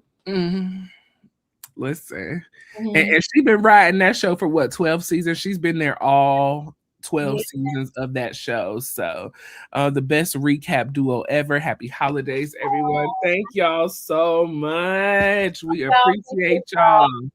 Yes, 1,000 hearts. Love you guys. Happy holidays and Merry Christmas. Thank you. We really appreciate y'all, as we always say. If you didn't hit the like button on the way in, make sure you hit the like button on the way out. Make sure you continue to stay tuned to both of our channels. I dropped a few shorts earlier this week, so make sure you go check those out. Diva is doing trending topics pretty much every night, so make sure you stay tuned to her channel as well. And then for our recaps, we are doing those still. So thank y'all so much. We love y'all. We appreciate y'all. Make sure you hit the like button. Make sure you subscribe to both channels, Chronicles of the Gray Hair Diva and Royaire's World. Make sure you turn your notification bells on all. That way you see each and every time we post a video with you in mind. Enjoy this Christmas holiday. Like I said, for the Thanksgiving holiday, if you need something to laugh, to bring you some joy, and for a smile, check out any one of our channels. Check out our recaps. I guarantee you're going to find something to laugh at. So we love y'all. We appreciate y'all. Happy holidays. Ponies, and Merry Christmas. And we will be back after the holiday for our recap of Married to Medicine. So stay tuned. Love y'all. Appreciate y'all. Good night and goodbye.